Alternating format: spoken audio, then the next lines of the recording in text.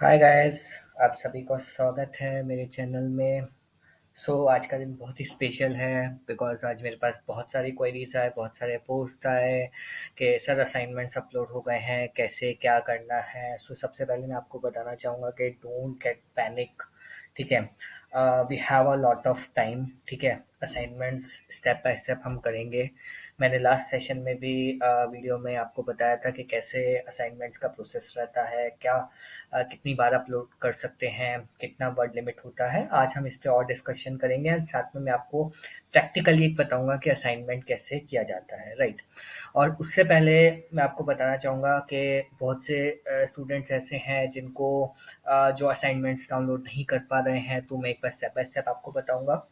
ये आपका एनजीएससी का पोर्टल है, आप लॉगिन करेंगे। Once you will log in, आप यहाँ पे एग्जाम्स में जाएंगे। एग्जाम्स में आपके पास असाइनमेंट का ऑप्शन होता है, राइट। आप असाइनमेंट पे क्लिक करेंगे तो यहाँ पे आपके पास जो भी आपके करंट असाइनमेंट्स हैं पेंडिंग, वो आपको दिखेंगे। Like I am into the second semester, तो मेरे को यहाँ पे सेकंड सेमेस्टर के जो मेरे सब्जेक्ट्स हैं उनके मेरे को दिख रहे हैं, राइट।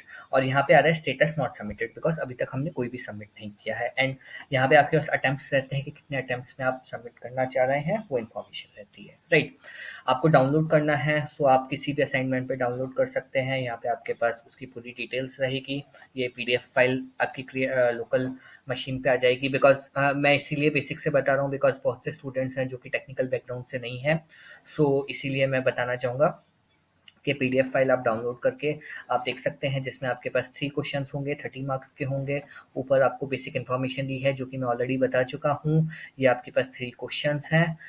थर्ड क्वेश्चन जो है, थर्ड के आपके 2 पार्ट्स होते हैं, 3 एंड 3 बी, एंड ईच जो क्वेश्चन है दैट उसका जो वेटेज है दैट इज 10 मार्क्स। ठीक है, तो ये पार्ट क्लियर है असाइनमेंट्स का।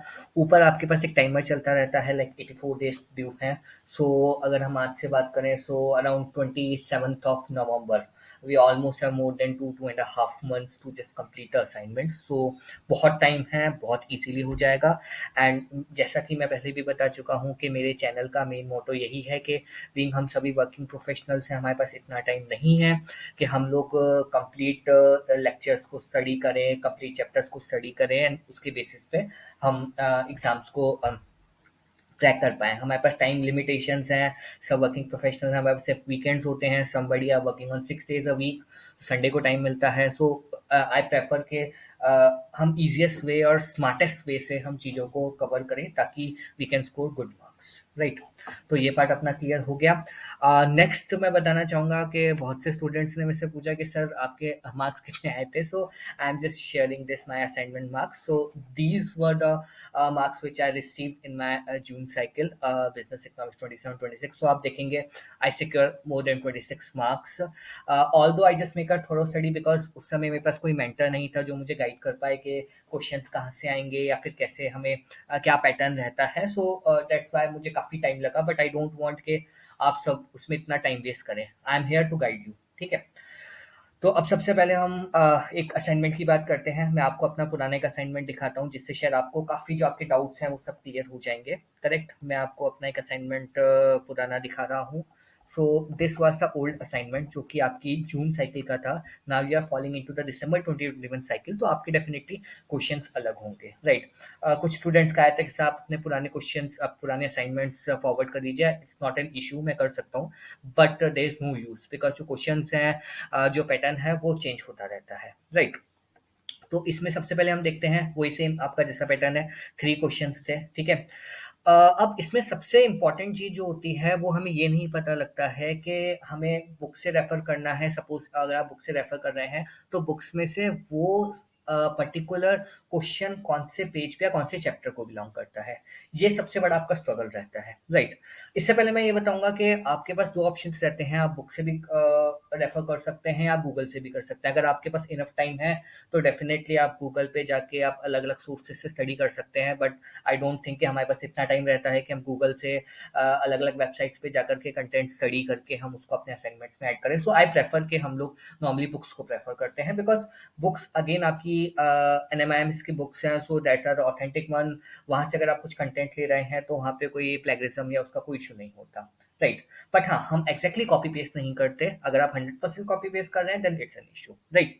अब नॉर्मली हम लेके चलते हैं, मैंने जैसे लास्ट अपने वीडियो में भी आपको बताया था कि नॉर्मली एक क्वेश्चन का ऑन एन एवरेज हम मान के चलते हैं कि 1-1.5 आवर्स में हम सॉल्व कर सकते हैं। कैसे कर सकते हैं वो मैं आपको स्टेप बाय स्टेप बताता हूँ, राइट। तो सबसे पहले मैं आपको ये दिखाना चाहूँगा, ये मैंने हर सब्जेक्ट के लिए प्रिपेयर किए थे, राइट। जिसमें मैंने सबसे पहले मेंशन कर लिया था कि क्वेश्चन 1 के लिए मुझे कौन से पेजेस रेफर करने हैं, ठीक है। ये मैं आपको आपके अपकमिंग सेशंस में आपको बताऊंगा। हम लोग हर सेशन के अंदर एक एक सब्जेक्ट डिस्कस करेंगे, जहाँ पे हम क्वेश्चन के बारे में एक ब्रीफ अंडरस्टैंडिंग लेंगे कि क्वेश्चन क्या बोल रहा है, हमें उसमें क्या लिखना है। एंड सेकेंडली कुछ एक सैम्पल पेजेस, बिकॉज अभी हमारे पास इतना टाइम नहीं है कि हम पूरी बुक को रेफर करें, या ऑलमोस्ट आपकी बुक है 300-400 पेजेस की, मैं उसको पूरे को स्टडी करूँ, राइट। अगर मेरे पास 3 या 4 पेजेस मिलते हैं कि हाँ इन 4 पेजेस से में से ही मुझे असाइनमेंट कॉपी करना है, then it's quite easy for me, right.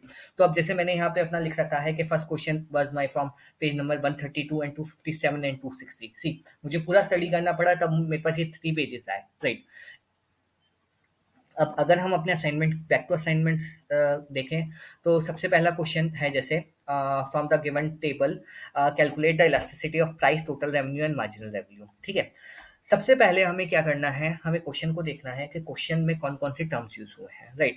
अब जैसे यहाँ पे आपके 3 टर्म्स यूज हुए हैं, elasticity of price, total revenue and marginal revenue, right. तो सबसे पहले हम उनको डिफाइन करेंगे कि इलास्टिसिटी ऑफ प्राइस क्या होता है, टोटल रेवेन्यू क्या होता है, मार्जिनल रेवेन्यू क्या होता है, रिलेशनशिप क्या होता है। उसके बाद हम आगे क्वेश्चन के कुछ क्वेश्चन ऐसे होंगे जहाँ पे आपके पास आपको एक कुछ एक न्यूमेरिकल सॉल्व करना होगा, राइट। तो उसके बाद हम उस न्यूमेरिकल पे आएंगे, राइट। जैसे सेकंड क्वेश्चन की अगर मैं बात करूँ तो डिमांड फोरकास्टिंग। अब क्वेश्चन देख के ही मुझे पता लग रहा है कि इट्स डिमांड फोरकास्टिंग, ठीक है। And explain the statement by elaborating different quantitative and qualitative of method of demand forecasting. So it's quite simple कि हाँ मुझे डिमांड फोरकास्टिंग के बारे में लिखना है और उसके क्वालिटेटिव और क्वांटिटेटिव मेथड्स के बारे में लिखना है। बीच में कुछ और चीजें भी आपको ऐड करनी पड़ती है, like it is essential reasonable judgment. तो ऑब्वियसली जब आप डिमांड फोरकास्टिंग की बात कर रहे हैं तो वहाँ पे आपके जजमेंटल एनालिसिस होते हैं, वो भी हमें इसमें ऐड करने पड़ेंगे, वो भी मैं आपको बताऊंगा कि कैसे हम उसको ऐड कर सकते हैं, राइट। थर्ड क्वेश्चन की बात करें तो थर्ड क्वेश्चन है आपका इलास्टिसिटी ऑफ प्राइस के ऊपर, राइट। तो थर्ड का ए एंड थर्ड का बी वो था इलास्टिसिटी ऑफ प्राइस। तो मुझे ऑब्वियस है कि मुझे इलास्टिसिटी ऑफ प्राइस के बारे में लिखना है, correct. One more thing to add, normally what I prefer, मैं हर बेसिकली सब्जेक्ट के एक एक फोल्डर्स बना लेता हूँ। Why I am saying to prepare the folders, because going forward जब आप सारे असाइनमेंट्स को अगर आप कोलेट करते हैं तो इट्स क्वाइट डिफिकल्ट। एंड जैसा कि मैंने बताया कि अगर आपने गलत सब्जेक्ट के अंदर गलत असाइनमेंट अपलोड कर दिया, then again you will get a zero marks. So it's always a better practice या बेस्ट प्रैक्टिस कि आप एक फोल्डर के अंदर आप सब फोल्डर्स बना लीजिए। बिजनेस इकोनॉमिक्स का आपका अलग हो गया, फाइनेंस का अलग हो गया, ऑर्गेनाइजेशनल बिहेवियर का, मार्केटिंग का एंड सो ऑन। आप हर एक चैप्टर हर एक सब्जेक्ट के अलग अलग फोल्डर्स बना लीजिए, राइट। अब फोल्डर्स के अंदर नॉर्मली व्हाट आई डू, मैं ऑब्वियसली जो बुक होती है बुक का एक रखता हूँ, एक अपनी फाइल रहती है, एक आपकी असाइनमेंट की रहती है। और जो भी मैं असाइनमेंट बना रहा हूँ, असाइनमेंट का भी नेम आई प्रेफर कि वही नाम हो जो कि मेरे उस सब्जेक्ट का है, अगेन कंफ्यूजन ना हो, right. It's up to you कि आप कैसे कर सकते हैं, but yes what I prefer it's I am suggesting you, right. उससे पहले मैं आपको बताना चाहूंगा कि इसको हम अपलोड कैसे कर सकते हैं। अपलोड का करने का बहुत ही सिंपल सा प्रोसेस है। यहाँ पे आपके पास click here to submit assignments का ऑप्शन आएगा। यहाँ पे जैसे ही आप जाएंगे तो यहाँ पे आपके पास चूज फाइल का ऑप्शन आएगा। इसको आप अपलोड करेंगे, यहाँ पे इन सबको टिक करेंगे एंड सबमिट असाइनमेंट करेंगे। इट्स वेरी सिंपल, ठीक है। वो हम बाद में भी देखेंगे, ठीक है। Now back to our work.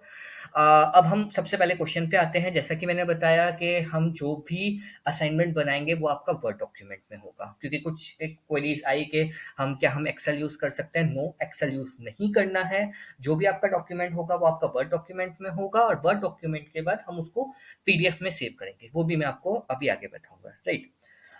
अब इसमें हम आते हैं आंसर्स। आंसर्स हमें कैसे लिखने हैं, कोई आपको क्वेश्चन लिखने की जरूरत नहीं है कि आप क्वेश्चन को कॉपी पेस्ट कर रहे हैं। जस्ट सिंपली राइट आंसर 1, नीचे आपने लिखा आंसर 2 एंड आंसर 3, राइट। आपने 3 आंसर्स लिखे, third A and third B. Normally हम लोग नेक्स्ट पेज पे रेफर करते हैं, हम एक ही पेज पे कंटिन्यू नहीं करते, बिकॉज उसकी रीडेबिलिटी थोड़ी क्लियर रहती है, राइट।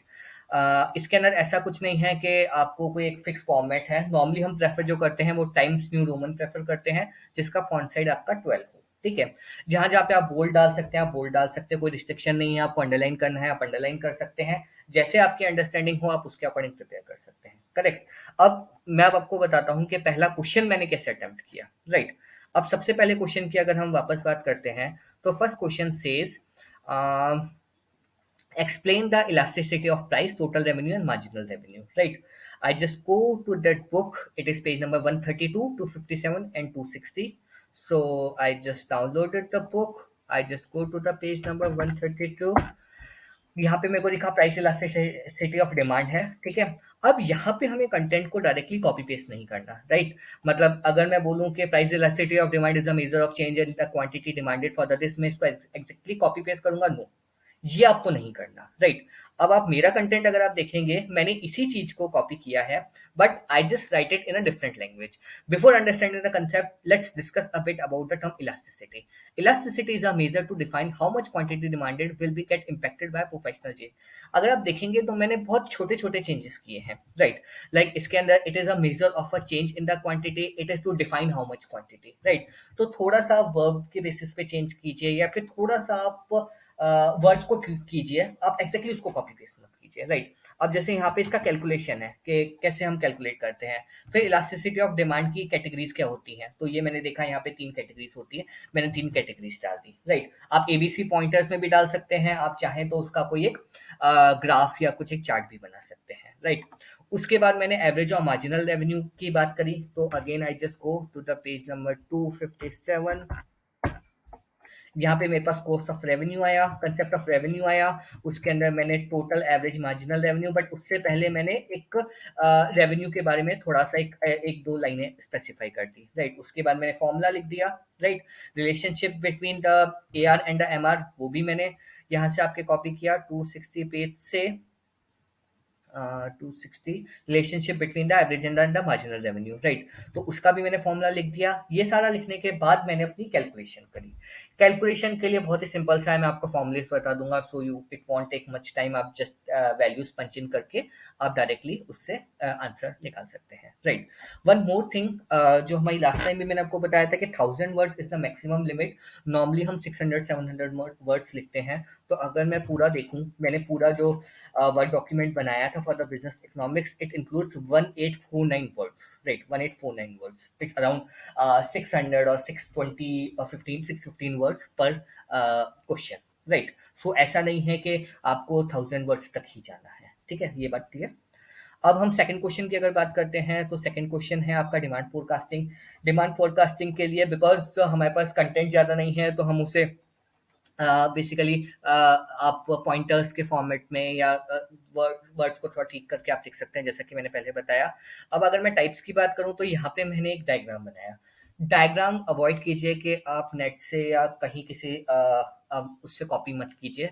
बेटर ये है आप खुद से डिज़ाइन कर लीजिए। अब खुद से डिज़ाइन करने का those who are not into the technical background, तो मैं बताना चाहूँगा इसमें बहुत ही सिंपल सा ऑप्शन होता है। आप इंसर्ट पे जाइए, स्मार्ट आर्ट पे जाइए। स्मार्ट आर्ट में आपके पास बहुत सारे ऑप्शंस होते हैं। करेक्ट। यहाँ पे आप कोई सी भी एक सेलेक्ट कर सकते हैं। लाइक सपोज आपको ये हायरार्की सेलेक्ट करनी है, आपने ओके किया, यहाँ पे आप उसकी डिटेल्स डाल दीजिए। करेक्ट। आप जैसे ही डिटेल्स डालेंगे तो ये आपका इस फॉर्मेट में आ जाएगा। राइट। नॉर्मली अगर आप 1-2 चार्ट्स अगर अपलोड कर रहे हैं then it's good to go. It's hardly impact 0.5 और 1 marks, so don't get much worried. अगर आपको नहीं आप कंफर्टेबल हैं तो आप इसको अवॉइड भी कर सकते हैं। करेक्ट। आगे चलते हैं। फिर हमने अगेन जैसे इसके अंदर हमारे पास फोरकास्टिंग का था तो मैंने क्वांटिटेटिव और क्वालिटेटिव फोरकास्टिंग की टेक्निक्स बताई, हर एक को एक दो लाइन में एक्सप्लेन किया। I don't go much into details. ठीक है। तो ये आपका सेकंड क्वेश्चन कवर हो गया। अब इसके अंदर मैंने एक चीज एडिशनल करी, ये मैं थोड़ा सा मैंने आउट ऑफ द बॉक्स जाके क्वालिटेटिव और क्वांटिटेटिव अप्रोच की जब बात हो रही है तो ऑब्वियसली जब दो अप्रोचेस की बात हो रही है और दोनों एक दूसरे से बिल्कुल अपोजिट है, so it's a better approach कि आप दोनों के बीच में थोड़ा सा एक डिफरेंस स्पेसिफाई करें। राइट। टेबुलर फॉर्मेट में मैंने किया, क्लियरली लग रहा है कि हाँ ठीक है, क्वालिटेटिव अप्रोच सब्जेक्टिव होती है, वो ऑब्जेक्टिव होती है। सो इट्स लाइक एक क्लियर पिक्चर मिल रही है। राइट। सो इस टाइप की चीज भी आप अपलोड कर सकते हैं। If you don't have time then it's okay, उसमें कोई इशू नहीं है। Right. Moving to the third question. Third question था आपका इलास्टिसिटी ऑफ सप्लाई का। तो बेसिकली मैंने सबसे पहले इलास्टिसिटी ऑफ सप्लाई बताया। अगेन अगर मैं वर्ड डॉक्यूमेंट की बात करूं तो वर्ड डॉक्यूमेंट में मैंने पेज नंबर 163 मेंशन किया है। I just go to the page number 163। 163 के अंदर इलास्टिसिटी ऑफ सप्लाई है। अगेन मैंने उसी चीज को This law of supply state that a quantity supplied of a price increases with the rise in the price and vice versa, keeping other factors. Obviously definition है, definition में हम ज़्यादा changes नहीं कर सकते, but हाँ उसके अलावा जो चीज़ें हैं उनको हम थोड़ा सा tweak कर सकते हैं, right? आपने यहाँ पे अपना फॉर्मूला स्पेसिफाई कर दिया, फॉर्मूले के बेसिस पे आपने वैल्यूज पंचन करके आपने उनके आंसर्स दे दिए, राइट? अब अगर आप ये चीज देखें तो सबसे इसमें जो टफ चीज होती है that is identifying of the page numbers, right? जब मैंने स्टार्ट किया था तो it took almost 1 to 2 days because I was having no understanding of the subject. मेरे को पूरा बुक में रेफर करना पड़ा कि कौन कौन से पेजेस रेफर करने हैं। So this is the most time consuming thing, so I am working on that. So upcoming sessions में यू विल गेट के कौन से चैप्टर्स कौन से पेजेस को रेफर करके हम अपने असाइनमेंट्स कवर कर सकते हैं, राइट? सो जैसा मैंने बताया, तो हम अगर अपने टाइम को स्प्लिट करें, तो सबसे पहले अगर मैं बात करूं एक क्वेश्चन की, नॉर्मली तो एक क्वेश्चन का अगर मैं आपको पेज नंबर प्रोवाइड करता हूं तो it would took 15 to 20 minutes to just go through all the pages, right? Like जैसे अगर मैं इसकी बात करूं, इलास्टिसिटी ऑफ सप्लाई क्या है, तो मेरे को ये पेज पढ़ने में ऑलमोस्ट 15 से 20 मिनट्स लगेंगे, राइट? उसके बाद मेरे को ऑलमोस्ट हाफ एन आवर लगेगा to just note it down, to just copy it down into my own words, right?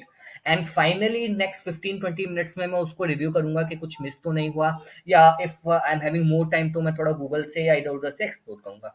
So normally एक क्वेश्चन का, जैसे मैंने बताया, 1-1.5 आवर्स में आप इजीली क्रैक कर सकते हैं, राइट? जैसे ही आपका पूरा असाइनमेंट कंप्लीट होगा, आपको कुछ नहीं करना, जस्ट आपको यहाँ पे फाइल पे जाना है, you just put save as. Save as के अंदर आपके पास यहाँ पे रहेगा पीडीएफ का ऑप्शन, आप इसे सेव करेंगे तो इसकी एक पीडीएफ फाइल क्रिएट हो जाएगी which is exactly the same of the word document, और इसको आपको पोर्टल पे जाके अपलोड करना है, राइट? अब कुछ एक चीजें ऐसी होती हैं, लाइक कुछ एक क्वेश्चंस ऐसे होते हैं जहाँ पे आपको न्यूमेरिकल कैलकुलेशंस करनी है, तो वहाँ पे आपको, जैसे आपको टेबुलर फॉर्मेट में कुछ करना है, सो उसके लिए आपके पास दो ऑप्शंस हैं। The very first which you can prefer, you can just simply put the table, table के अंदर आप लिख के यहाँ पे आप कैलकुलेशन कर सकते हैं। बट हाँ, अगर फाइनेंस की बात करें या कुछ एक सब्जेक्ट्स और की बात करें, तो वहाँ पे क्या होता है कि हमें एक्सेल में कैलकुलेशन करनी पड़ती है, राइट? तो एक्सेल में आप क्या कर सकते हैं, you just put your calculation, um, just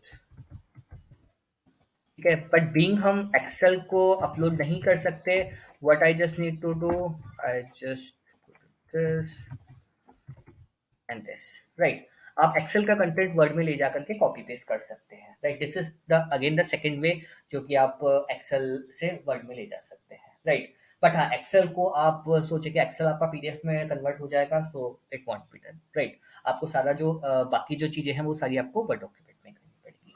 So I think I just tried to cover most of the questions, most of the doubts, and in the upcoming sessions, I have started working on your assignments. I just received your PDFs, and I'm started working के कौन से pages में से आपको refer करना है, and being I just thoroughly studied all the subjects previously, so I know के question किस बारे में है एंड क्वेश्चन में आपको क्या लिखना है। सो hope in the next session we will just cover one assignment, so you have enough time. So one last request again, don't get panic, don't get hesitated. अगर आपकी कोई भी doubts है, you just email me. I have already shared the email address, or I'm just providing the email address once again. It's ngasce.mva@gmail.com. So you can just drop me a mail anytime, or I think I have been added to most of the WhatsApp and Telegram and other groups, so maybe you can connect me over here as well. I would be happy to help you. Okay, and if you like this channel, do like it, do subscribe it, and comment if you have any suggestions or any point of improvisation. Okay, thank you so much. Bye bye.